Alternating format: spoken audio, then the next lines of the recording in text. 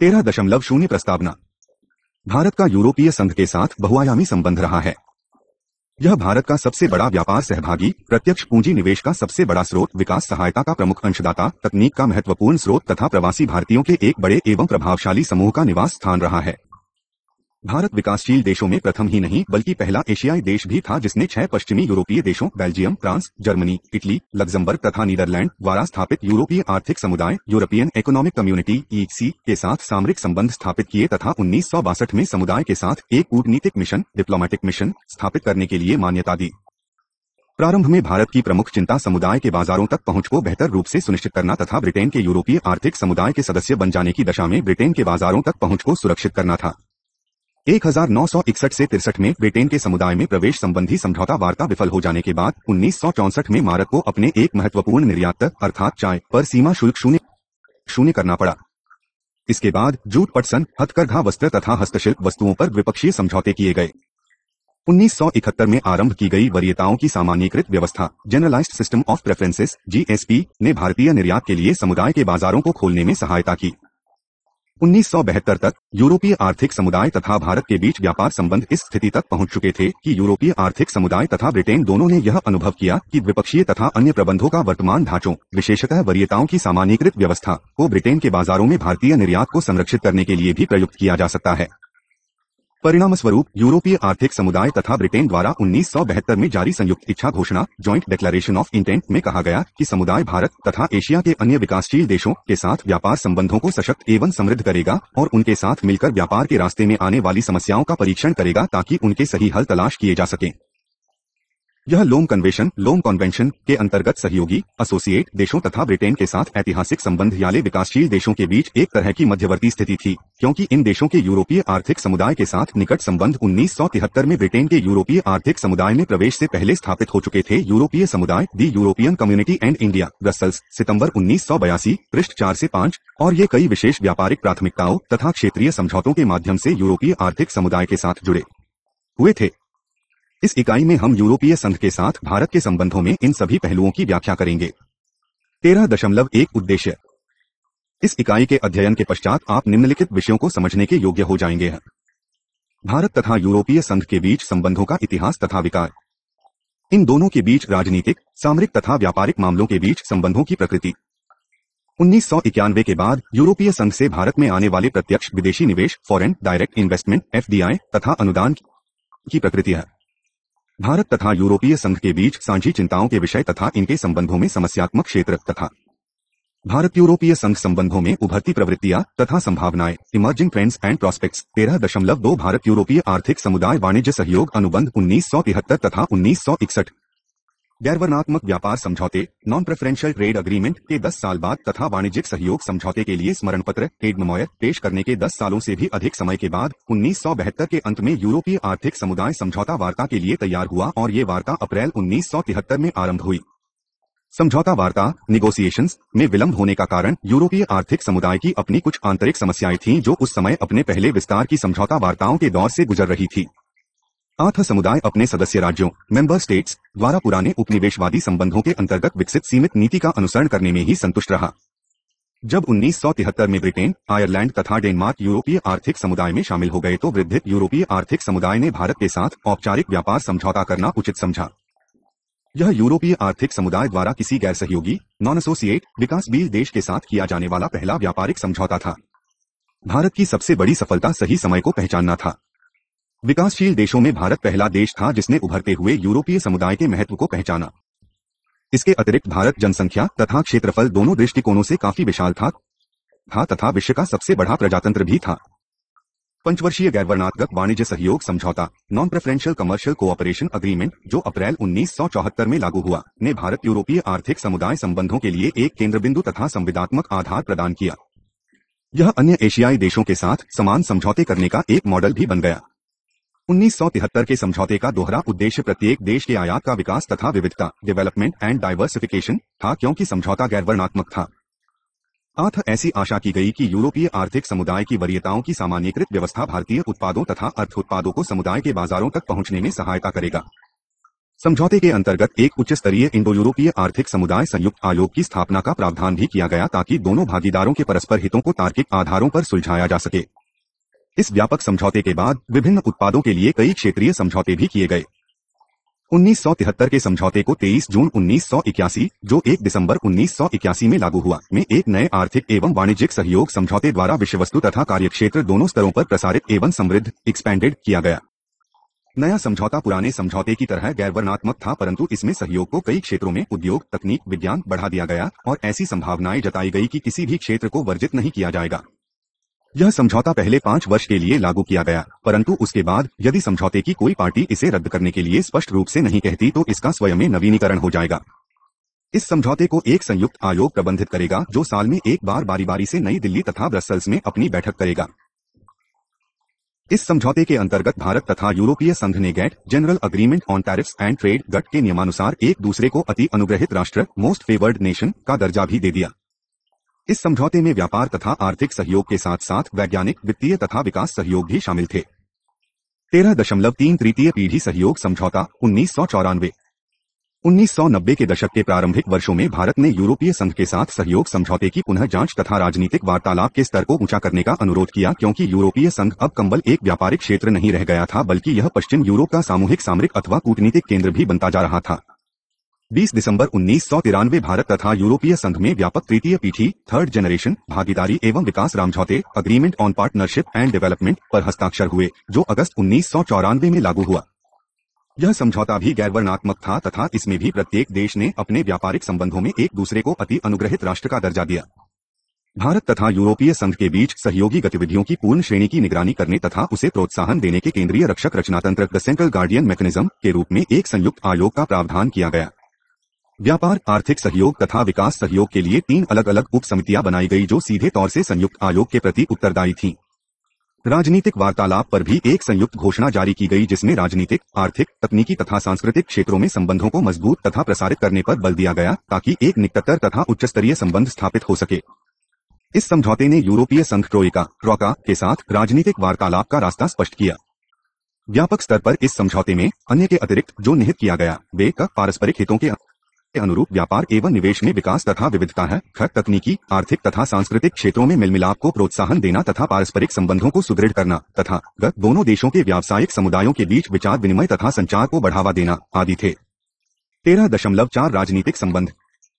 1983 से भारत के विदेश मंत्री तथा यूरोपीय समुदाय परिषद में अध्यक्ष प्रेसिडेंट इन काउंसिल, जो यूरोपीय आर्थिक समुदाय की आवृत्ति अध्यक्षता रोटेटिंग प्रेसिडेंसी में सदस्य राज्य का विदेश मंत्री होता है, की अध्यक्षता में यूरोपीय समुदाय ट्रोइका के बीच बैठकें होती रही हैं।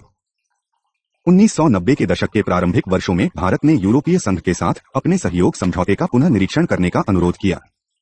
राजनीतिक वार्तालाप पर संयुक्त वक्तव्य जॉइंट स्टेटमेंट पॉलिटिकल डायलॉग, जो 1994 में भागीदारी तथा विकास से संबंधित तीसरी पीढ़ी के समझौते के साथ जारी किया गया, में भारत तथा यूरोपीय संघ के बीच राजनीतिक, आर्थिक, तकनीकी तथा सांस्कृतिक क्षेत्रों में परस्पर संबंधों को सुदृढ़ तथा प्रसारित करने का वादा किया गया।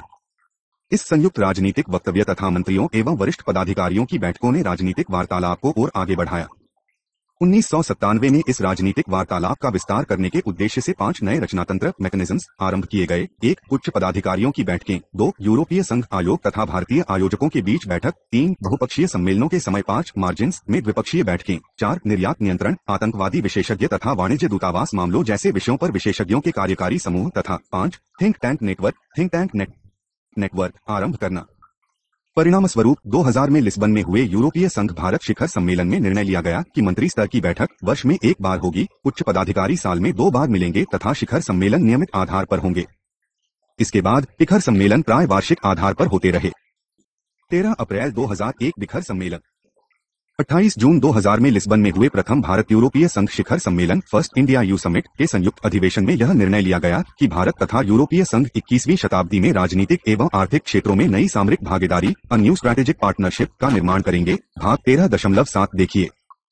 21वीं शताब्दी में भारत यूरोपीय संघ भागीदारी the India you partnership in the 21वीं सेंचुरी ने 21वीं शताब्दी की चुनौतियों का सामना करने के लिए हितों के समूह का निर्माण करने की आवश्यकता को स्वीकार किया तथा उभरते हुए बहुध्रुवीय विषय को आकार देने के लिए इस भागीदारी के महत्व पर बल दिया। इस घोषणा के साथ संलग्न कार्यवाही के लिए एक 22 सूत्रीय कार्यसूची A22 point agenda for action में उन क्षेत्रों को सूचीबद्ध किया गया जिनमें दोनों भागीदारों ने राजनीतिक, आर्थिक, विकास सहयोग, व्यापार तथा वैज्ञानिक एवं तकनीकी सहयोग में संबंध बढ़ाकर सहयोग में वृद्धि का फैसला लिया। प्रत्येक शिखर सम्मेलन के साथ एक व्यापारिक सम्मेलन बिजनेस समिट को भी आयोजित किया गया। पहले व्यापारिक सम्मेलन ने जिन महत्वपूर्ण क्षेत्रों पर ध्यान केंद्रित किया वे थे मूल ढांचा, सूचना प्रौद्योगिकी, दूरसंवाद, औषधीय तथा वित्तीय सेवाएं। 23 नवंबर 2001 में नई दिल्ली में हुए द्वितीय भारत यूरोपीय संघ शिखर सम्मेलन में आतंकवाद के विरुद्ध घोषणा एवं सूचना प्रौद्योगिकी दृष्टिकोण वक्तव्य, विज्ञान तथा प्रौद्योगिकी पर समझौता तथा सर्व शिक्षा अभियान के अंतर्गत प्राथमिक शिक्षा के सर्वसाधारीकरण यूनिवर्सलाइजेशन ऑफ एलिमेंट्री एजुकेशन जैसे विषयों पर संयुक्त वक्तव्य जॉइंट ऑफ कम्युनिक जारी किया गया। अंतर्राष्ट्रीय आतंकवाद पर संयुक्त कार्यकारी समूह के पदाधिकारियों की अर्धवार्षिक बैठकें विचारों का आदान प्रदान करने तथा यूरोपीय संघ के साथ भारत के दृष्टिकोण को साझा करने का महत्वपूर्ण यंत्र रही हैं। इंडो यूरोपीय संघ गोलमेज सम्मेलन तथा थिंक टैंक नेटवर्क ने भारत तथा यूरोपीय संघ में नागरिक समाज वार्तालाप में नया आयाम जोड़ा है। द्वितीय व्यापारिक शिखर सम्मेलन ने जिन क्षेत्रों को विशेष ध्यान देने के लिए चुना वे थे बायोटेक्नोलॉजी, खाद्य संरक्षण, औषधीय, संचार प्रौद्योगिकी तथा दूरसंचार, अभियांत्रिकी तथा उत्पादन, वित्तीय तथा बीमा क्षेत्र। 10 अक्टूबर 2002 को कोपनहेगन में हुए तृतीय विचार सम्मेलन में सकारात्मक निष्कर्षों पर संतोष प्रकट किया तथा भारत एवं यूरोपीय संघ के बीच व्यापक संबंध सुदृढ़ करने में दिए जाने वाले योगदान पर संतोष प्रकट किया। इसमें दोनों पक्षी द्वारा सनी क्षेत्रों में सहयोग अधिक विस्तृत करने तथा इसे गहरा करने पर बल दिया गया। तीसरे व्यापारिक शिखर सम्मेलन में भारत यूरोपीय संघ व्यापार तथा निवेश को आसान बनाने तथा इसमें सुधार लाने के लिए 4 क्षेत्रों में विशिष्ट सिफारिशें अपनाई गई। ये क्षेत्र थे बायोटेक्नोलॉजी, कपड़ा तथा रेडीमेड वस्त्र, बिजली तथा ऊर्जा तथा वित्तीय सेवाएं। 29 नवंबर 2003 को नई दिल्ली में हुए चौथे विचार सम्मेलन में पिछले सम्मेलनों में हुई प्रगति का जायजा लिया गया तथा बहुपक्षीय संस्थाओं, विशेषतः संयुक्त राष्ट्र से संबंधित को सशक्त बनाने की प्रतिबद्धता को दोहराया गया। इसमें आतंकवाद को इसके सभी रूपों में समाप्त करने के निश्चय को भी दोहराया गया तथा सभी देशों से अनुरोध किया गया कि वे संयुक्त राष्ट्र सुरक्षा परिषद के प्रस्ताव 1373 के अंतर्गत अपनी कटिबद्धताएं पूरी करें। इस सम्मेलन में 2 समझौतों पर हस्ताक्षर हुए कस्टम्स सहयोग अनुबंध, कस्टम्स कोऑपरेशन अग्रीमेंट, भारत यूरोपीय संघ व्यापार एवं निवेश कार्यक्रम पर वित्तीय अनुबंध, financing agreement for the India trade and investment programme. इसके अतिरिक्त मैरीटाइम अनुबंध, मैरीटाइम अग्रीमेंट तथा गैलीलियो संयुक्त शपथ पत्र, गैलीलियो जॉइंट अंडरटेकिंग में भारत की समान भागीदारी को औपचारिक रूप देने के लिए आवश्यक समझौतों के लिए वार्ता आरंभ करने का निर्णय भी लिया गया। व्यापारिक शिखर सम्मेलन 29 नवंबर 2003 ने इस बार जिन क्षेत्रों पर विचार विमर्श किया वे थे पर्यटन, उत्पादन, कृषि उत्पाद तथा औषधि। 8 नवंबर 2004 को हंग में हुए 5वें भारत यूरोपीय संघ शिखर सम्मेलन में निम्नलिखित क्षेत्रों में कार्यान्वयन को आगे बढ़ाने का निर्णय लिया गया है। संयुक्त स्तर पर एक सामरिक भागीदारी के लिए यूरोपीय संघ भारत कार्यवाही योजना EU India action plan for a strategic partnership का प्रतिपादन करना, जो यूरोपीय आयोग के संप्रेषण, परिषद के निष्कर्षों तथा भारत के जवाबी पत्र पर आधारित होगी। इसे छठे शिखर सम्मेलन में स्वीकृति के लिए प्रस्तुत किया जाएगा। भारतीय संसद तथा यूरोपीय संसद के बीच नियमित संस्थागत संसदीय विचार विनिमय को प्रोत्साहन देना एवं राजनीतिक दलों, ट्रेड यूनियनों, व्यापारिक समुदायों तथा नागरिक समाजों में सहयोग को बढ़ावा देना। निशस्त्रीकरण तथा आणविक अप्रसार नॉन प्रोलिफरेशन पर वार्तालाप स्थापित करना। विवादों का हल, शांति प्रक्रिया तथा पुनः निर्माण जैसे विषयों पर सहयोग की संभावनाओं पर नियमित विचार विनिमय के बारे में विचार विमर्श करना। इरास्मस मुंडूर के अंतर्गत भारत विशेष छात्रवृत्ति कार्यक्रम के निधिकरण द्वारा भारत तथा यूरोपीय संघ के बीच छात्रों एवं चिंतकों के आवागमन को सशक्त करना। संयुक्त प्रयत्नों में समन्वय लाने के लिए एक ऊर्जा समिति की स्थापना करना। ऑटोमोटिव अभियांत्रिकी, ऑटोमोटिव इंजीनियरिंग, जेनोमिक्स, जीव विज्ञान, लाइफ साइंसेस तथा नैनो तकनीक, नैनो टेक्नोलॉजी जैसे विषयों पर संयुक्त कार्यशाला का आयोजन करना। भारत यूरोपीय संघ पर्यावरण मंच संगठित करना ताकि परस्पर हितों, जानकारी, प्रौद्योगिकी तथा विशिष्ट मुद्दों पर शोध एवं विश्लेषण के आधार पर विचारों एवं सूचनाओं का आदान प्रदान किया जा सके। 7 सितंबर 2005 में नई दिल्ली में छठे विचार सम्मेलन में 5 प्रमुख क्षेत्रों में यूरोपीय संघ भारत सामरिक भागीदारी के कार्यान्वयन के लिए एक संयुक्त कार्यवाही योजना को अपनाया गया है। वार्तालाप तथा परामर्श रचनातंत्र, डायलॉग एंड कंसल्टेशन मैकेनिज्म्स, यह निर्णय लिया गया कि वर्तमान रचनातंत्र को और अधिक सशक्त किया जाए तथा नए क्षेत्रों में वार्तालाप आरंभ किए जाएं। इस बात पर भी सहमति हुई कि संयुक्त कार्यवाही योजना के कार्यान्वयन की रिपोर्ट प्रत्येक शिखर सम्मेलन के समक्ष रखी जाए तथा 2008 के शिखर सम्मेलन में इसका संपूर्ण मूल्यांकन प्रस्तुत किया जाए। राजनीतिक वार्तालाप तथा सहयोग, पॉलिटिकल डायलॉग एंड कोऑपरेशन, इसके अंतर्गत उठाए जाने वाले विषय थे बहुलवाद तथा विविधता पर वार्तालाप, यूरोपीय संघ तथा सार्क में क्षेत्रीय सहयोग पर नियमित रूप से विचारों का आदान प्रदान, प्रजातंत्र तथा मानव अधिकार के क्षेत्रों में पहल को प्रोत्साहित करना, प्रभावशाली बहुल संस्कृतिवाद, शांति स्थापन, शांति निर्माण तथा विवादोपरांत हल। निशस्त्रीकरण पर सुरक्षा वार्तालाप की स्थापना, सामूहिक विनाश के प्रसार पर रोक, क्षेत्रीय सुरक्षा मुद्दे, भारत तथा यूरोपीय संघ के बीच आतंकवाद विरोधी समायोजकों कोऑर्डिनेटर्स के बीच नियमित संपर्क, जनसाधारण तथा संस्कृति को नजदीक लाना, bringing together people and culture. इसके अंतर्गत जनसाधारण तथा नागरिक समाज के बीच संबंध बढ़ाने की इच्छा जाहिर की गई।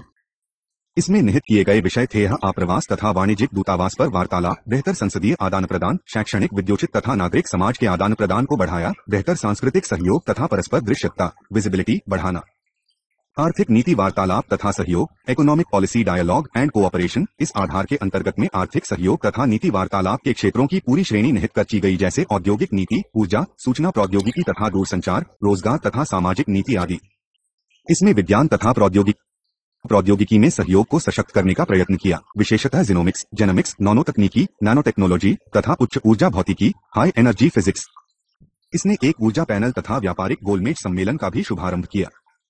दोनों भागीदारों में समुद्रीय परिवहन पर समझौता करने की दिशा में कार्य करने पर भी सहमति हो गई। व्यापार तथा निवेश, ट्रूड एंड इन्वेस्टमेंट। इस इकाई में जिन गतिविधियों को निहित किया गया वे थी उच्च स्तरीय व्यापार समूह, हाई लेवल ट्रेड ग्रुप की स्थापना, सार्वजनिक निजी स्वामित्व व्यापार में तकनीकी अवरोध तथा सफाई जैसे क्षेत्रों में विशेषज्ञ समूहों, एक्सपर्ट ग्रुप्स की स्थापना। इसके अतिरिक्त जिन अन्य विषयों पर सहमति हुई ये थे भौगोलिक संकेतों, जियोग्राफिकल इंडिकेटर्स में सहयोग तथा सुरक्षा यंत्रों के व्यापार में विशेषज्ञों की बैठकों को सक्रिय करना। 13 अक्टूबर 2006 को हेलसिंकी में हुए 7वें शिखर सम्मेलन में उच्च स्तरीय व्यापार समूह की रिपोर्ट पर विचार किया गया तथा व्यापार में तेजी लाने के लिए विश्व व्यापार संगठन नियमों पर आधारित व्यापक द्विपक्षीय व्यापार तथा निवेश समझौता करने के लिए वार्ता शुरू करने का निर्णय लिया गया। यह शिखर सम्मेलन यूरोपीय संघ भारत व्यापारिक शिखर सम्मेलन तथा यूरोपीय संघ भारत मुख्य कार्यकारी अधिकारियों सीईओ की गोलमेज सम्मेलन की पहली बैठक का भी प्रत्यादर्थी था। इस शिखर सम्मेलन की अन्य उपलब्धियां, नए परामर्श रचना तंत्रों की स्थापना जैसे नियमित सूक्ष्म आर्थिक नीति वार्तालाप की शुरुआत, चौथे पेट्रोलियम तथा प्राकृतिक गैस कार्यकारी समूह working group on petroleum and natural gas की स्थापना थी। इसके अतिरिक्त एक रोजगार तथा सामाजिक मामलों में सहयोग पर ज्ञापन, memorandum of understanding on cooperation in employment and social affairs पर भी हस्ताक्षर करने का निर्णय लिया गया। इस शिखर सम्मेलन ने संयुक्त कार्यवाही योजना के कार्यान्वयन का भी जायजा लिया। 13.5 भारत यूरोपीय संघ सामरिक भागीदारी। क्षेत्रीय तथा विश्व स्तर पर भारत की बढ़ती हुई महत्ता तथा प्रभाव की पहचान, 100 करोड़ से ऊपर वाले देश जिसकी पिछले 10 सालों में सकल घरेलू उत्पाद की विकास दर 6% रही है, तेजी से उभरती हुई अर्थव्यवस्था में बढ़ती हुई आर्थिक रुचि, विश्व की बृहत्तम अर्थव्यवस्थाओं में चौथे स्थान पर, आणविक शक्ति धारक संयुक्त राज्य अमेरिका के साथ उत्तरोत्तर उभरते संबंध, अंतर्राष्ट्रीय राजनीति तथा विश्व व्यापार संगठन में भारत की संभावित विश्व स्तरीय भूमिका। इन सभी कारणों से भारत को उन विशिष्ट देशों के क्लब में प्रवेश पाने जिनके साथ यूरोपीय संघ का वार्षिक शिखर सम्मेलन होता है, संयुक्त राज्य अमेरिका, कनाडा, जापान, रशिया, चीन तथा यूरोपीय संघ द्वारा भारत को सामरिक भागीदारी के लिए चुनने में योगदान दिया। हाल के वर्षों में सामरिक साझेदारी, स्ट्रैटेजिक पार्टनरशिप शब्दावली का प्रयोग कई देशों द्वारा व्यापक स्तर पर किया जाता है। भारत ने भी महत्वपूर्ण देशों के साथ सामरिक संबंध स्थापित किए हैं, तथापि इस सामरिक भागीदारी की कोई सर्वमान्य परिभाषा नहीं है। 28 जून 2000 को लिस्बन में हुए भारत यूरोपीय संघ शिखर सम्मेलन के संयुक्त घोषणा पत्र में यह प्रस्तावित किया गया कि भारत तथा यूरोपीय संघ 21वीं शताब्दी में एक नई सामरिक भागीदारी का निर्माण करेंगे जो साझे मूल्यों तथा आकांक्षाओं पर आधारित होगी तथा विस्तृत एवं बहुपक्षीय सहयोग इसकी विशेषता होगी। इस घोषणा पत्र के साथ संलग्न 22 बिंदुओं की कार्यवाही की कार्यसूची में उन क्षेत्रों का वर्णन किया गया जिनमें दोनों पक्षों ने व्यापक संबंधों के लिए सहयोग बढ़ाने का निर्णय लिया गया। इनमें राजनीतिक, आर्थिक, विकास सहयोग, व्यापार, वैज्ञानिक एवं तकनीकी सहयोग सभी निहित थे। 12 दिसंबर 2003 को सहायता के संदर्भ में जारी की गई रिपोर्ट एक श्रेष्ठतर विश्व में सुरक्षित यूरोपीय सुरक्षा रणनीति, a secure Europe in a better world, the European security strategy में यूरोपीय संघ को जापान, चीन, कनाडा तथा भारत और उन सभी के साथ जो हमारे मूल्यों एवं उद्देश्यों में भागीदार होना चाहते हैं तथा उनके समर्थन के लिए कार्यवाही करने के लिए तैयार हैं, सामरिक भागीदारी विकसित करने की सलाह दी गई। एक वर्ष तक इस पर कार्य के पश्चात जून 2004 के यूरोपीय आयोग ने भारत के साथ 4 क्षेत्रों में सामरिक भागीदारी विकसित करने का प्रस्ताव रखा। ये 4 क्षेत्र से क विवादों की रोकथाम के लिए सहयोग, विशेषतः बहुपक्षीय मंचों में आतंकवाद के विरुद्ध संघर्ष, जनविनाश के हथियारों के प्रसार पर रोक, ख सामरिक नीति एवं क्षेत्रीय विशेष वार्तालाप द्वारा आर्थिक भागीदारी सशक्त करना, ग विकास सहयोग है तथा घ बौद्धिक एवं सांस्कृतिक आदान प्रदान को बढ़ावा देना। इसने भारत तथा यूरोपीय संघ को प्रभावशाली बहुपक्षीय उपागम को बढ़ावा देने के लिए सामरिक सहयोग गढ़ने के लिए अनुरोध किया, सामरिक नीति वार्तालाप, स्ट्रैटेजिक पॉलिसी डायलॉग्स प्रस्तावित किया तथा सामरिक क्षेत्र विशेष वार्तालाप, स्ट्रैटेजिक सेक्टरल डायलॉग्स की आवश्यकता पर बल दिया। इसमें यूरोपीय संघ तथा भारत में निकट संबंध स्थापित करने की बात भी कही गई जो साझे मूल्यों, उद्देश्यों एवं चुनौतियों पर आधारित होंगे तथा जो एक दूसरे का अंतर्राष्ट्रीय खिलाड़ी एवं क्षेत्रीय नेता के रूप में सम्मान भी करेंगे। संप्रेषण में कहा गया कि दोनों अपनी भागीदारी को बेहतर सामरिक तीव्रता both want to put a greater strategic edge on the partnership देना चाहते हैं, जिसमें सहयोग बढ़ाने के लिए क्षेत्र दर क्षेत्र आधार पर वार्तालाप dialogue on ways of enhancing cooperation on a sector by sector basis निहित है। इस संप्रेषण में उन विशिष्ट क्षेत्रों का जिनमें सामरिक भागीदारी गढ़ने की आवश्यकता है तथा इसे प्राप्त करने के लिए कौन से विशिष्ट कदम उठाए जाने की आवश्यकता है, दोनों बातों का जिक्र किया गया। संप्रेषण में यह भी स्पष्ट किया गया कि कार्यवाही योजना एक्शन प्लान तथा एक नई संयुक्त राजनीतिक घोषणा जॉइंट पॉलिटिकल डिक्लेरेशन जिसे 2005 के छठे शिखर सम्मेलन में मंजूरी दी जाएगी, संयुक्त चिंतन आरंभ करने के आधार होंगे जो भारत यूरोपीय संघ संबंधों को सुदृढ़ तच्च स्तर की दिशा में ले जाएंगे और जो दो अच्छे मित्रों के बीच वार्तालाप को ऊपर उठाकर इसे दो प्रमुख अंतर्राष्ट्रीय खिलाड़ियों के बीच सच्ची सामरिक साझेदारी ट्रूली स्ट्रैटेजिक पार्टनरशिप में परिवर्तित कर देंगे। जून 2004 के उपरोक्त संप्रेषण के साथ संलग्न 46 पृष्ठों के आयोग के स्टाफ के कार्यवाही दस्तावेज कमीशन स्टाफ वर्किंग डॉक्यूमेंट में विभिन्न क्षेत्रों में 100 से अधिक कार्यवाही योग्य बिंदु प्रस्तावित किए गए, जिनमें से अधिकतर का संबंध व्यापार एवं वाणिज्य से था। क्षेत्र दर क्षेत्र परीक्षण के बाद इसमें सुझाव दिया गया कि किस तरह वर्तमान गतिविधियों को सुसंगत संस्थागत ढांचे के अंतर्गत सरल और कारगर बनाया जा सकता है। यूरोपीय संघ ने क्षेत्र विशेष वार्तालापों की व्यापक श्रेणी में अपने विनियोजन को और अधिक गहन एवं व्यापक करने तथा सहयोग को संस्थागत रूप देने के लिए नए यंत्रों का विकास करने का प्रयत्न किया। यूरोपीय संघ ने राजनीतिक वार्तालाप को भी और अधिक तीव्र तथा व्यापक करने की इच्छा व्यक्त की। 6 सप्ताहों के बाद उपरोक्त संप्रेषण का 31 पृष्ठों का विस्तृत जवाब, जो भारत का किसी दूसरे देश के साथ संबंधों पर पहला सामरिक दस्तावेज था, जारी किया गया, जिसमें भारत ने यूरोपीय संघ के साथ अर्थपूर्ण तथा व्यवस्थित अंतर संबंधों मीनिंगफुल एंड सिस्टमैटिक इंटरैक्शन को बढ़ाने के लिए कई प्रस्ताव सुझाए। भारत ने एक ऐसे सार्वभौमिक समानता के संबंध का विचार दिया जो तुलनात्मक लाभ तथा परस्पर हितों एवं लाभों पर आधारित होगा। Relationship of sovereign equality based on comparative advantage and mutuality of interests and benefits, एक ऐसा संबंध जो इन दोनों देशों के किसी तीसरे देश के साथ संबंधों के उतार चढ़ाव से उन्मुक्त होगा। Immune from the vicissitudes of either sides relationship with a third party. नवंबर 2004 में हेग में 5वें भारत यूरोपीय संघ शिखर सम्मेलन में सामरिक भागीदारी को मंजूरी दे दी गई। भारत के प्रधानमंत्री मनमोहन सिंह ने भारत तथा यूरोपीय संघ को स्वाभाविक भागीदारों नेचुरल पार्टनर्स की संज्ञा दी। यह स्वीकार किया गया कि यूरोपीय संघ विशेषक 25 सदस्यीय विस्तार के बाद राजनीतिक दृष्टिकोण से प्रभावशाली, आर्थिक दृष्टिकोण से शक्तिशाली तथा जनसंख्या के दृष्टिकोण से विविध क्षेत्रीय इकाई के रूप में उभर रहा है। 7 सितंबर 2005 के छठे शिखर सम्मेलन में एक नई राजनीतिक घोषणा पॉलिटिकल डिक्लेरेशन तथा पारस्परिक महत्व के मुद्दों पर 4 खंडों में विभाजित राजनीतिक, व्यापार तथा निवेश, आर्थिक नीति एवं सांस्कृतिक वैक्षणिक एक संयुक्त कार्यवाही योजना जॉइंट एक्शन प्लान को स्वीकृति दी गई।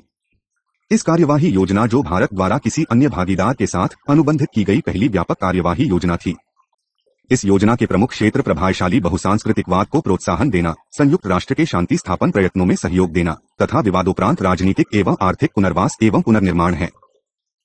कई विशिष्ट क्षेत्रों में पहल के अतिरिक्त इस शिखर सम्मेलन में भारत तथा यूरोपीय संघ में द्विपक्षीय व्यापार तथा निवेश संबंधों को व्यापक तथा गहरा करने की युक्तियों के अध्ययन एवं खोज के लिए एक उच्च स्तरीय व्यापारिक समूह हाई लेवल ट्रेड ग्रुप की शुरुआत की गई। इस तरह उच्च आधिकारिक स्तर पर सुरक्षा वार्तालाप आरंभ करने का भी निर्णय लिया गया, जो विषय तथा क्षेत्रीय सुरक्षा, निःशस्त्रीकरण तथा आणविक प्रसार रोकने जैसे मुद्दों पर नियमित रूप से विचार विमर्श करेगा, ताकि परस्पर मेलमिलाप बढ़ सके तथा सहयोग के संभावित क्षेत्रों को पहचाना जा सके। 13.6 व्यापार। 1960 के दशक के प्रारंभिक वर्षों में भारत का 37% विदेशी व्यापार यूरोपीय समुदाय के सदस्य राज्यों के साथ था और इसमें से भी अधिकतर ब्रिटेन तथा पश्चिमी जर्मनी के साथ था। भारत यूरोपीय संघ व्यापार में 1973 में $1.638 बिलियन से 1980 में $5.701 बिलियन की वृद्धि हुई। 1981 से 90 के दशक में भारत यूरोपीय संघ व्यापार में लगभग 5 गुना वृद्धि हुई। 1989 से 1990 में भारत का 25% निर्यात तथा 1/3 आयात यूरोपीय समुदाय के साथ था। वास्तव में भारत यूरोपीय समुदाय व्यापार में भारत के व्यापार घाटे में इतनी वृद्धि हो गई कि यह भारत के कुल व्यापार घाटे का 50% तक पहुंच गया। भारत तथा यूरोपीय संघ के बीच व्यापार संबंध अनिवार्यतः विषम है। भारत के लिए यूरोपीय संघ एक महत्वपूर्ण व्यापार भागीदार है, क्योंकि जनसंख्या, क्रय शक्ति तथा अंतर्राष्ट्रीय व्यापार के संदर्भ में यह सबसे बड़ा आर्थिक गुट है। यूरोपीय समुदाय के विषय व्यापारिक सौदेबाजी में भारत का अंश न्यूनतम है। 1990 के दशक के पहले 4 वर्षों में भारत यूरोपीय संघ व्यापार में 20% की वार्षिक वृद्धि हुई। यूरोपीय संघ को भारत के निर्यात में प्रभावशाली वृद्धि हुई, जो 1980 में 4.4 बिलियन यूरो से बढ़कर 1991, जब भारत में आर्थिक सुधार आरंभ हुए, में 9.9 बिलियन यूरो तक पहुंच गया। 2001 से 2005 के बीच भारत यूरोपीय संघ व्यापार में औसतन 11% प्रति वर्ष के हिसाब में वृद्धि हुई है। 2005 में भारत यूरोपीय संघ व्यापार 38.95 बिलियन यूरो का था, जिसमें भारत ने 18.9 बिलियन यूरो का निर्यात, जिसमें कपड़ा, रेडीमेड वस्त्र, कृषि उत्पाद तथा रसायन मुख्य थे, किया, तथा यूरोपीय संघ से 21 बिलियन डॉलर का आयात, जिसमें मशीनरी तथा रसायन उत्पाद मुख्य थे, किया। यूरोपीय संघ के व्यापारिक भागीदारों की सूची में भारत का 10वां स्थान है तथा यूरोपीय संघ के निर्यात एवं आयात का 1.8% भारत के साथ है। हाल ही के वर्षों में सेवा क्षेत्र में द्विपक्षीय व्यापार में काफी वृद्धि हुई है। 2001 में जहां भारत ने 2.5 बिलियन डॉलर की सेवाओं का निर्यात किया, वहां यूरोपीय संघ से सेवाओं का भारत को निर्यात 24 बिलियन डॉलर था। इसी तरह 2004 में जहां भारत से यूरोपीय संघ को सेवाओं का निर्यात 3.8 बिलियन यूरो था, यहां यूरोपीय संघ से भारत को निर्यात की जाने वाली सेवाओं का मूल्य 3.2 बिलियन यूरो था। भारत में यूरोपीय आयोग कर प्रतिनिधित्व मंडल, नई दिल्ली। यूरोपीय संघ भारत के लिए तकनीक हस्तांतरण, टेक्नोलॉजी ट्रांसफर का भी मुख्य स्रोत है। भारत यूरोपीय संघ के बीच व्यापार की प्रमुख समस्याएं व्यापार यूरोपीय संघ के कुछ सदस्य राज्यों पर केंद्रित, जैसे जर्मनी, ब्रिटेन तथा 3 श्रेणियों के उत्पादों तक सीमित कपड़ा, रेडीमेड वस्त्रों, चमड़ा तथा हीरे हैं। कई वर्षों तक भारत का व्यापार घाटा एक पुनरावर्तक रिकरिंग समस्या रही। भारतीय निर्यातकों को जिन अन्य समस्याओं का सामना करना पड़ता है और जो उनकी यूरोपीय संघ के बाजारों तक पहुंच को प्रभावित करती है, वे हैं सीमा शुल्क एवं सीमा शुल्क उन्मुक्त अवरोध, एंटी डंपिंग शुल्क, नए तकनीकी मानक, स्वास्थ्य सफाई संबंधी मानदंड तथा व्यापार के लिए तकनीकी अवरोध। इसके अतिरिक्त कुछ अन्य समस्याएं में व्यावसायिकों के आवागमन पर प्रतिबंध, पर्यावरण तथा उचित श्रम मानदंडों पर बल तथा पूर्व यूरोपीय एवं मेडिटेरेनियन देशों के साथ व्यापारिक प्रबंधों को वरीयता देना है। ब्रसेल्स के अनुसार भारतीय निर्यात की धीमी गति के मुख्य कारण घटिया गुणवत्ता, ऊंची कीमतें, डिलीवरी की तारीखों को निभा पाने की अयोग्यता, अनाकर्षक लागत ढांचे, लाल फीताशाही, मूल ढांचे का निम्न स्तर आदि हैं। 13.7 विदेशी प्रत्यक्ष निवेश। 1991 में आरंभ हुए आर्थिक सुधारों के बाद यूरोपीय संघ भारत में विदेशी प्रत्यक्ष निवेश, फॉरेन डायरेक्ट इन्वेस्टमेंट, FDI का सबसे बड़ा स्रोत रहा है। अगस्त 1991 से लेकर सितंबर 2004 तक यूरोपीय संघ से वास्तविक विदेशी प्रत्यक्ष निवेश 6.72 बिलियन डॉलर रहा है, जो कुल विदेशी निवेश का 21.9% है। इस अवधि में संयुक्त राज्य अमेरिका का यह आंकड़ा 4.33 बिलियन डॉलर अर्थात 13.6% रहा है। भारत में यूरोपीय आयोग का प्रतिनिधित्व मंडल, European Union and India partners in progress, New Delhi, 2005। सन 2003 में भारत में यूरोपीय संघ का निवेश प्रवाह 820 मिलियन यूरो था और भारत का यूरोपीय संघ में निवेश प्रवाह 600 मिलियन यूरो था, जबकि 2002 में यह 140 मिलियन यूरो था। 2004 में यूरोपीय संघ का भारत में निवेश बढ़कर बिलियन यूरो हो गया। कई भारतीय कंपनियों ने अपनी ऋण तथा उच्च ब्याज दरों के बोझ को हल्का करने के लिए तथा अपनी पूंजी की निपुणता को बढ़ाने के लिए भी यूरो कोष, यूरो फंड प्रबंधित किए। यदि आर्थिक क्षेत्रों के दृष्टिकोण से देखें तो यूरोपीय संघ ने अपनी वित्तीय पूंजी जिन क्षेत्रों में निर्देश की है, वे हैं औद्योगिक मशीनरी, परिवहन, बिजली के सामान, इलेक्ट्रॉनिक, बिजली, ऊर्जा, दूरसंचार, रसायन तथा परामर्श सेवाएं। तथापि भारतीय बाजार की विशाल संभावनाओं को देखते हुए और अधिक निवेश की गुंजाइश अभी काफी है और फिर यूरोपीय संघ का भारत में निवेश इसके कुल विदेशी निवेश का कम प्रतिशत है। हाल ही के वर्षों में विश्व स्तर पर कई बहुराष्ट्रीय कंपनियों के उभरने के बाद भारत स्वयं एक महत्वपूर्ण निवेशक, विशेषकर सूचना प्रौद्योगिकी तथा बायो प्रौद्योगिकी के क्षेत्र में बनता जा रहा है। भारत का दूसरे देशों में निवेश प्रवाह 1996 के 600 मिलियन डॉलर से बढ़कर 2003 में 1 बिलियन डॉलर तक पहुंच गया। विदेशी निवेश करने वाले विकासशील देशों में भारत 14वें स्थान पर है। चीन के मुकाबले में भारत में विदेशी प्रत्यक्ष निवेश बहुत कम है, जहां विदेशी निवेश प्रक्रिया भारत से 13 साल पहले आरंभ हुई थी। तथापि चीन की अपेक्षा भारत में निवेश के कई लाभ है, जैसे एक सक्रिय प्रजातांत्रिक राज्य व्यवस्था, कानून का शासन, निजी संपत्ति को सम्मान, विदेशी निवेशकों को सुरक्षा देने वाला कानूनी एवं नौकरशाही ढांचा, अंग्रेजी भाषा का अत्यधिक प्रयोग तथा विकासशील देशों में प्रशिक्षित श्रम शक्ति का सबसे बड़ा समूह, कुशल प्रबंधकों का शक्तिशाली आधार, फलता फूलता निजी क्षेत्र, संपन्न उद्यमी वर्ग तथा अराजनीतिक सेना। ये विशेषताएं अब अनेक विदेशी निवेशकों को भारत की तरफ आकर्षित करने लगी है। 13.8 विकास सहयोग के क्षेत्र में यूरोपीय संघ भारत के साथ 1970 के दशक से जुड़ा हुआ है। यह प्रक्रिया भारत के ऑपरेशन फ्लड, जिसमें भारत के 1 करोड़ परिवारों को दूध के उत्पादन तथा विक्रय में सहायता करनी थी, के समर्थन के साथ शुरू हुई। यह परियोजना 1970 से 1996 तक बली। 1978 से यूरोपीय समुदाय ने भारत को 2 बिलियन यूरो 9,964 करोड़ रुपए की विकास सहायता देने का वायदा किया। इसमें से लगभग 660 मिलियन यूरो स्वास्थ्य तथा शिक्षा संबंधी बड़े द्विपक्षीय कार्यक्रमों पर खर्च होता है। यूरोपीय संघ गैर सरकारी संगठनों द्वारा बनाई जाने वाली कई परियोजनाओं की भी सहायता करता है। वर्तमान समय में भारत के साथ यूरोपीय समुदाय द्वारा सहयोग पर 100 मिलियन यूरो से अधिक का खर्चा होता है। 1995 के बाद भारत ने सहायता के लिए व्यक्तिगत परियोजना पर बल न देकर इसे स्वास्थ्य, जिसमें यूरोपीय संघ ने 1996 तथा 2001 में 240 मिलियन यूरो की सहायता का वायदा किया, तथा शिक्षा, जिसमें यूरोपीय संघ ने 1993 में 150 मिलियन यूरो तथा 2000 में 200 मिलियन यूरो का वायदा किया, में क्षेत्रीय सहायता कार्यक्रमों की तरफ मोड़ दिया। इस कार्यक्रम को अन्य क्षेत्रों में विशिष्ट परियोजनाओं द्वारा संपूरित किया जा रहा है, जैसे ग्रामीण विकास, सिंचाई, जगलांत, पर्यावरण पुनर्वास तथा संगठित जल विभाजक प्रबंधन आदि। यूरोपीय संघ कुछ विकास कार्यक्रमों के कार्यान्वयन के लिए सहायता देता है, जिनकी प्राथमिकताएं परस्पर समझौते द्वारा निर्धारित की जाती हैं। अतीत में यह सहायता परियोजना केंद्रित होती थी, परंतु अनुभव के बाद अब इस परियोजना केंद्रित सहायता को क्षेत्रीय सहायता में बदल दिया गया है।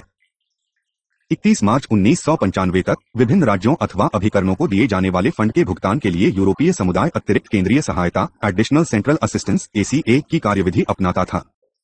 अप्रैल 1996 के बाद यूरोपीय समुदाय के फंड भारत सरकार के माध्यम से परियोजना खाते प्रोजेक्ट अकाउंट के लिए 100% अनुदान के रूप में दी जाती है। यद्यपि यूरोपीय संघ की प्रतिबद्धता 2 बिलियन यूरो के आसपास है, फिर भी 1991 से 92 से लेकर आज तक यूरोपीय संघ भारत में विभिन्न विकास कार्यक्रमों के लिए कुल मिलाकर लगभग 360 मिलियन यूरो ही दे पाया है। इनके मुख्य कारण जटिल मंजूरी तथा भुगतान कार्यविधियां बताई जाती है। इस समय यूरोपीय संघ के विकास सहायता के मुख्य क्षेत्र हैं सार्वजनिक स्वास्थ्य, पर्यावरण तथा शिक्षा। इस सहायता में सबसे अधिक अंश प्राथमिक शिक्षा का है। जिला प्राथमिक शिक्षा कार्यक्रम district primary education program DPEP, जिसे यूरोपीय समुदाय के 150 मिलियन यूरो के आंशिक अनुदान से चलाया गया, दिसंबर 2002 में समाप्त हुआ।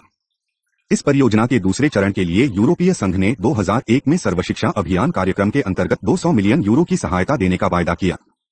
इस परियोजना का उद्देश्य प्राथमिक शिक्षा का सर्वसाधारणीकरण करना है। क्षेत्रीय निवेश कार्यक्रम सेक्टर इन्वेस्टमेंट प्रोग्राम 2002 से पूर्व का एक अन्य महत्वपूर्ण क्षेत्र स्वास्थ्य है, जिसमें सामान्य स्वास्थ्य तथा परिवार कल्याण कार्यक्रम निहित हैं, जिसके लिए 240 मिलियन यूरो का प्रावधान किया गया। यह कार्यक्रम भारत के 13 राज्यों में आरंभ किया गया तथा पिछले 7 साल से चल रहा है। यूरोपीय समुदाय के 2002 से 2006 के देवीय सामरिक पत्र कंट्री स्ट्रैटेजी पेपर फॉर 2002 से 2006 में विकास तथा आर्थिक सहयोग के लिए 225 मिलियन यूरो का प्रावधान किया गया। इस सामरिक दस्तावेज द्वारा आरंभ किए गए महत्वपूर्ण परिवर्तनों में से एक था केंद्र सरकार को दिए जाने वाले आर्थिक समर्थन को 2 सुधार अभिमुख राज्यों अर्थात राजस्थान तथा छत्तीसगढ़ के साथ व्यापक विकास भागीदारी की तरफ स्थानांतरित करना।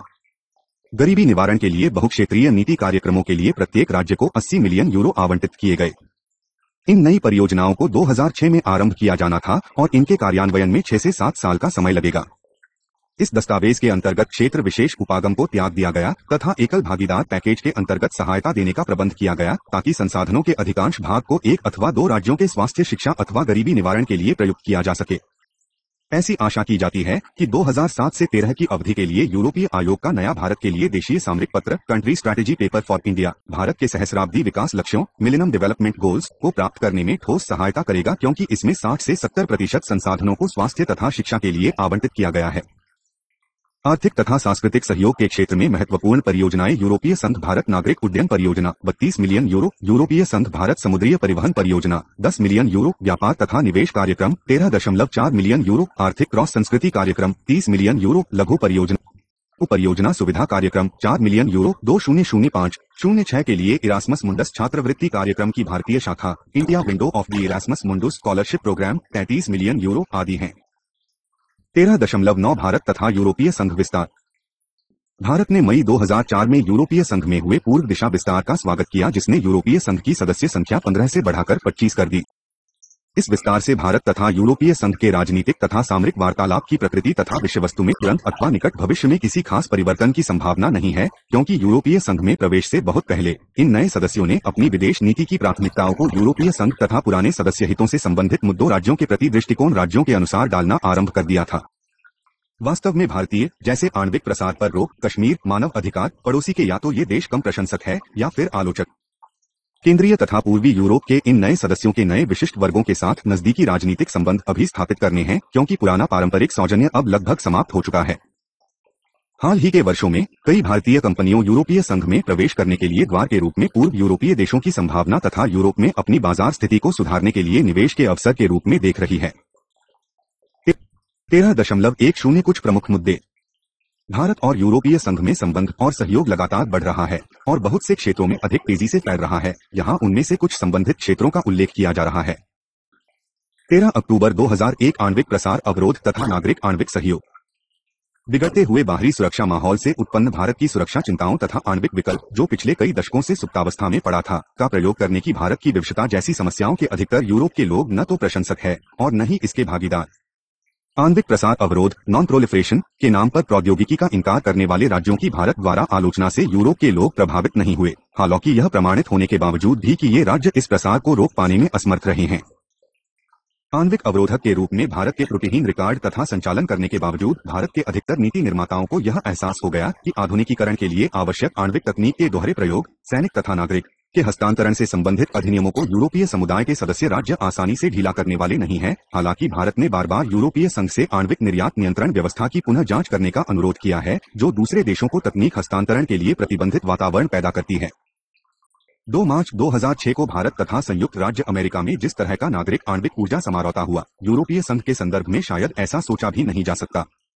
13 अक्टूबर 2002 आतंकवाद के विरुद्ध संघर्ष। यूरोपीय संघ तथा इसके सदस्य राज्यों द्वारा 1999 में पाकिस्तान के कारगिल में हस्तक्षेप को नापसंद किए जाने के बावजूद संयुक्त राज्य अमेरिका तथा यूरोपीय संघ सीमा पार आतंकवाद को शह देने के मामले में पाकिस्तान का सामना करने के लिए तैयार नहीं है। जून 2000 की लिस्बन की बैठक में ब्रसेल्स ने भारत द्वारा आतंकवाद, जिसका भारत पिछले 2 दशकों से विकार है, का मुद्दा उठाए जाने का ही विरोध किया और यह तर्क दिया कि इसे भारत तथा यूरोपीय संघ के सदस्य राज्यों के बीच व्यक्तिगत स्तर पर बातचीत पर छोड़ दिया जाना चाहिए। 11 सितंबर के बाद भारत आतंकवाद के विरुद्ध संघर्ष के लिए बनाए गए नए विश्व मानदंडों का प्रयोग करने का प्रयत्न कर रहा है, ताकि पाकिस्तान द्वारा समर्थित तथा संरक्षित सीमा पार आतंकवाद, Pakistani sponsorship and sustenance of cross border terrorism को समाप्त किया जा सके। इस उद्देश्य की सफलता के लिए भारत के नीति निर्माताओं ने अनुनय किया है कि संयुक्त राज्य अमेरिका को भारत के दृष्टिकोण के अनुरूप मना लेना अधिक बेहतर होगा, बजाय यूरोपीय संघ के विभिन्न सदस्य राज्यों को मनाने के प्रयत्न करना, जिनका पाकिस्तान के ऊपर प्रभाव भी नगण्य ही होगा। 11 सितंबर 2001 के दर्दनाक हादसे के बाद यूरोपीय संघ ने भी अब स्वीकार कर लिया है कि आतंकवाद अब बच्चा का विषय होना चाहिए। 2001 के बाद हुए प्रत्येक भारत यूरोपीय संघ शिखर सम्मेलन में इस पर चर्चा होती रही है। इसके अतिरिक्त आतंकवाद पर संयुक्त कार्य समूह joint working group on terrorism भी नियमित रूप से बैठकें करता रहता है। 23 नवंबर 2001 को हुए दिल्ली के शिखर सम्मेलन में अंतर्राष्ट्रीय आतंकवाद के विरुद्ध घोषणा, डिक्लेरेशन अगेंस्ट इंटरनेशनल टेररिज्म के विषयवाक्य को सूत्रबद्ध करने में कुछ कठिनाइयां आई। 13 दिसंबर 2001 में भारतीय संसद पर आतंकवादी हमले के बाद तथा 2002 की ग्रीष्म ऋतु में भारत की पाकिस्तान के साथ युद्ध की धमकी ने अंतर्राष्ट्रीय समुदाय को पाकिस्तान पर दबाव डालने के लिए मजबूर किया। इस स्थिति को शांत करने के लिए यूरोपीय संघ के कई मंत्रियों ने इस क्षेत्र का दौरा किया। 10 अक्टूबर 2002 को कोपनहेगन में हुए तीसरे शिखर सम्मेलन में यूरोपीय संघ भारत पाकिस्तान में बढ़ते तनाव के परिणामों से काफी चिंतित था, क्योंकि यह 2 आणविक शक्तियों में युद्ध को जन्म दे सकता था। इस संदर्भ में यूरोपीय संघ के आतंकवाद विरोधी मामलों के समन्वयक विक्स डी वरीस ने प्रारंभिक वार्ता के लिए अक्टूबर 2006 में भारत का दौरा किया। 13 अक्टूबर 2003 बेहतर राजनीतिक वार्तालाप। भारत तथा यूरोपीय संघ की विदेश नीति के उद्देश्यों में कई सुस्पष्ट अंतर हैं। राजनीति दृष्टिकोण से कई महत्वपूर्ण मुद्दों पर यूरोपीय संघ अपनी स्पष्ट साझी नीति का विकास नहीं कर पाया है। भारतीय नेताओं का मानना है कि जब यूरोपीय संघ विश्व महत्व के आर्थिक, राजनीतिक तथा सामरिक मुद्दों पर स्वाभाविक दृष्टिकोण बना लेगा, तो यह अंतर्राष्ट्रीय विश्व राजनीति में संभवतः महत्वपूर्ण प्रतिसंतुलन, काउंटर बैलेंस तथा एक महत्वपूर्ण शक्ति बन जाएगी। राजनीतिक वार्तालाप के अपने लाभ है। भारत ने नेपाल, श्रीलंका तथा बांग्लादेश की घटनाओं के बारे में यूरोपीय संघ के साथ बातचीत करने की प्रारंभिक हिचकिचाहट को तिलांजलि दे दी है। दक्षिण एशिया के क्षेत्रीय संकटों के बारे में बेहतर चर्चा करने के कुछ लाभ हो सकते हैं। उदाहरण के लिए हाल ही में नेपाल में माओवादी विद्रोह से निपटने के लिए संयुक्त राज्य अमेरिका तथा यूरोपीय संघ दोनों ने भारत को नेतृत्व करने के लिए कहा। इसी तरह श्रीलंका में शांति बहाल करने में ब्रसेल्स की महत्वपूर्ण भूमिका रही है। भारत ने यूरोपीय संघ को एक आर्थिक महाशक्ति तथा बहुपक्षीय व्यापार समझौतों में प्रमुख वार्ताकार के रूप में स्वीकार किया जाता है। भारत की प्रजातांत्रिक राज्य व्यवस्था अथवा चीन की गोटी, चाइना कैंड जैसे कारकों का यूरोपीय संघ के लिए कोई विशेष महत्व नहीं है। यूरोपीय संघ तथा संयुक्त राज्य अमेरिका में भी अत्यधिक अंतर है। भारत के लिए संयुक्त राज्य अमेरिका के साथ संबंध बनाना ज्यादा आसान है, जहां प्रभावशाली नेतृत्व तथा हितों का स्पष्ट अनुकरण उसकी विशेषता है। इसके विपरीत यूरोपीय संघ की विदेश नीति में समस्याएं अधिक है, क्योंकि यह विभिन्न समितियों एवं समझौतों से अधिक संचालित होती है। सवाल संयुक्त राज्य अमेरिका या यूरोपीय संघ का नहीं है, परंतु संबंधों के संदर्भ में कोई दूसरों से अपेक्षाकृत अधिक नजदीक हो सकता है।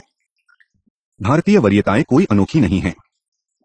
यूरोपीय संघ द्वारा भारत तथा चीन को दिए जाने वाले ध्यान तथा केंद्र में भी गुणात्मक अंतर क्वालिटेटिव डिफरेंस झलकता है, क्योंकि भारत की अपेक्षा चीन यूरोपीय संघ के हितों के अधिक नजदीक है। यूरोपीय संघ के पदाधिकारियों की जितनी आधिकारिक यात्राएं चीन की तरफ होती हैं, भारत यूरोपीय संघ संबंधों में अभी कुछ ऐसा दिखाई नहीं देता। तथापि जैसे जैसे भारत यूरोपीय संघ वार्तालापों में विकास होगा, वैसे वैसे इन यात्राओं की संख्या में भी वृद्धि होने की उम्मीद है। भारत यूरोपीय संघ सामरिक भागीदारी की चीन के स्तर तक पहुंचने की उम्मीद काफी कम है। हालांकि भारत को उन समस्याओं का सामना नहीं करना पड़ रहा जो चीन के साथ संबंधों के संदर्भ में थी। उदाहरण के लिए मानव अधिकार, हथियार प्रतिबंध, बाजार अर्थव्यवस्था की स्थिति का अभाव, ताइवान के विरुद्ध चीन की बढ़ती सैन्य क्षमता ऐसे मुद्दे हैं जो भारत के साथ संबंधों में अपेक्षाकृत कम है। यूरोपीय संघ की एशिया रणनीति में चीन अत्यधिक महत्वपूर्ण रहेगा। इसके कारण है चीन का राजनीतिक प्रभाव, इसकी आर्थिक क्षमता तथा यूरोपीय संघ के साथ अत्यधिक उच्चतर आर्थिक और व्यापारिक अनुबंध। यूरोपीय संघ का चीन के साथ व्यापार भारत से 5 गुना है, आदि हैं। और इसी कारण यूरोपीय संघ के सदस्य देश भारत की अपेक्षा दूसरे देशों में अधिक रुचि दिखाते हैं। 13.11 समस्याएं। भारत यूरोपीय संघ संबंधों में कई समस्याएं भी हैं।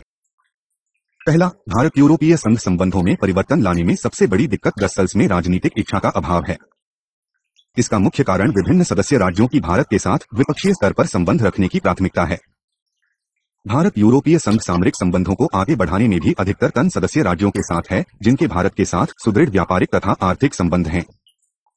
यही देश इस सामरिक भागीदारी को विचार विशेषज्ञता तथा दूरदर्शिता प्रदान कर रहे हैं।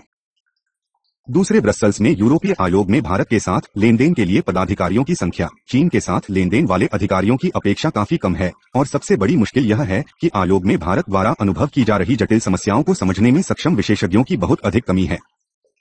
तीसरे, भारतीय यूरोपीय संघ के साथ कार्य करने की जटिलता को समझाते हैं, क्योंकि यूरोपीय संघ में हमेशा कोई न कोई काम चल रहा होता है, अतः भारतीय नीति निर्माता इसके साथ कार्य करने में घबराहट महसूस करते हैं। चौथे, समितियों तथा समझौतों द्वारा कार्य करने की मजबूरी के कारण यूरोपीय संघ के स्तर पर निर्णय लेने में काफी समय लगता है। निर्णय निर्माण शक्ति विभिन्न संस्थाओं में बिखरी होने के कारण यूरोपीय संघ की भारत के साथ सामरिक संबंधों के स्तर पर परस्पर प्रभावित करने की योग्यता में कमी आ जाती है। पांचवें, कई मुद्दों पर साझे मूल्य एवं साझे आधारों के बावजूद भारत तथा यूरोपीय संघ में कई क्षेत्रों में दृष्टिकोण एवं हितों दोनों स्तरों पर गौलिक अंतर है, जैसे व्यापार, विकास, वैश्वीकरण आदि।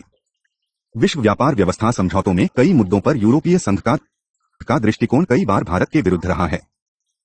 छठे, भारत में यूरोपीय संघ विशेषकर नए सम्मिलित होने वाले देशों के बारे में व्यापक सूचनाओं का अभाव है। दृश्यता विजिबिलिटी की समस्या दोनों तरफ है। लेकिन पिछले कुछ वर्षों में भारत में यूरोपीय संघ की जानकारी के प्रति रुचि बढ़ती दिखाई दे रही है।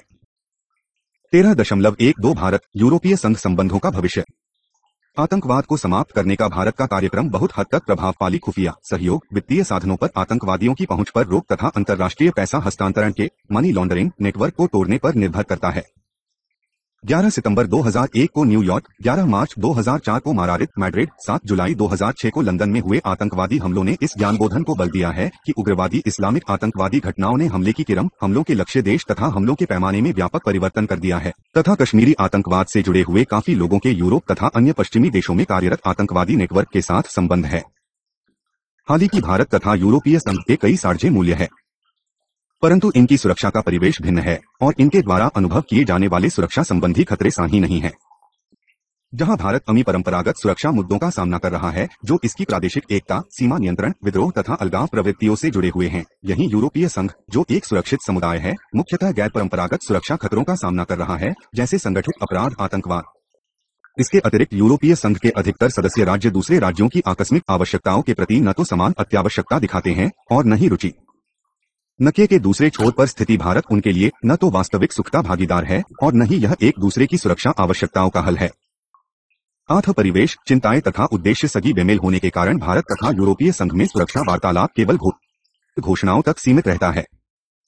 इस संबंध में प्रारंभिक कदम सहयोग के नरम क्षेत्रों सॉफ्ट एरियाज तक सीमित रहेंगे, जैसे धन का हस्तांतरण, तकनीकी सहयोग तथा सूचनाओं का आदान प्रदान। एक व्यावहारिक तथा जमीनी स्तर के सहयोग के आसार अभी सीमित है, क्योंकि वे अभी यूरोपीय संघ के अधिकार क्षेत्रों में न आकर विभिन्न सदस्य राज्यों के सामर्थ्य क्षेत्र में आते हैं। यह कोई संदेह का विषय नहीं है कि भारत के लिए यूरोपीय संघ के साथ वैज्ञानिक तथा तकनीकी सहयोग के आसार काफी अच्छे हैं। 2001 में यह भारत तथा यूरोपीय संघ के बीच विज्ञान एवं प्रौद्योगिकी सहयोग अनुबंध science and technology cooperation agreement के साथ शुरू हुआ। भारत तथा यूरोपीय संघ के बीच विशिष्ट तकनीकी भागीदारी, जो भारत की शांति तथा यूरोपीय संघ की योग्यता पर आधारित हो, की क्षमता काफी है। भारत तथा यूरोपीय संघ में सहयोग का एक अन्य क्षेत्र ऊर्जा है। भारत को आशा है कि इससे भारत को वह तकनीक हस्तांतरण करने का अवसर मिल जाएगा जिससे कोयले तथा प्राकृतिक गैस का अधिक कार्यकुशल उपयोग हो सके। नवंबर 2006 में भारत को अंतर्राष्ट्रीय थर्मोन्यूक्लियर प्रयोगात्मक reactor international thermonuclear experimental reactor (IIER) में सम्मिलित किए जाने का यूरोपीय संघ तथा अन्य देशों ने समर्थन किया। यूरोप की जनसंख्या में परिदृश्य तथा जनसमूह की बढ़ती संख्या का अर्थ है कि इसे अप्रवासियों को बुलाने तथा सेवाओं को बाहरी स्रोतों से पूरा करने की समस्याओं तथा अवसरों पर विचार करना है। भारत का आज तथा आने वाले निकट भविष्य में सबसे बड़ा गुण इसका जनसंख्या परिदृश्य है। भारत की 54% जनसंख्या की आयु 25 वर्ष से कम है तथा इसमें से 80% पढ़ी लिखी है। अतः इसके लिए सेवा क्षेत्र में अवसर अत्याधिक है, क्योंकि यहाँ कार्यकुशल श्रमशक्ति की सुलभता तथा यूरोप में उत्पादन तथा कार्यकुशलता के वर्तमान स्तर को बनाए रखने के लिए संतोषजनक मात्रा उपलब्ध है। भारत तथा यूरोपीय संघ सामरिक भागीदारी का निर्माण करने की प्रक्रिया शुरू करने वाले हैं, जो धीरे धीरे विकसित होगी। ऐसे कई क्षेत्र होंगे जिनमें बढ़ते हुए वार्तालाप, सहयोग कार्यक्रम तथा परियोजनाएं देखने को मिलेंगी। इनमें से कई वार्तालाप मार्गदर्शन का कार्य करेंगे तथा ऐसा संवेग तथा गतिशीलता पैदा करेंगे जिनके कालांतर में ठोस परिणाम निकलेंगे, जहां साझे तथा परस्पर हितों को पहचाना जा सकेगा। यूरोपीय संघ भारत के संबंध व्यापार तथा वाणिज्य द्वारा संचालित होते रहे हैं और होते रहेंगे। राजनीतिक तथा सामरिक मुद्दों पर वास्तविक ठोस सहयोग की उम्मीद काफी कम है। दोनों देशों ने संबंधी को आगे ले जाने के लिए राजनीतिक इच्छा शक्ति का परिचय दिया है। दोनों पक्ष नियमित रूप से सांडो मूल्यों पर बल देते रहते हैं। हालांकि साझे मूल्य संबंधों को व्यापक एवं गहन बनाने में सहायता करते हैं, परंतु यह आवश्यक नहीं कि इससे संबंधों को सुधारने में मदद मिले। अंततोगत्या यूरोपीय संघ भारत की सामरिक भागीदारी का कार्यक्षेत्र तथा विषयवस्तु दोनों के निर्णायक तत्व साझे हित ही होंगे।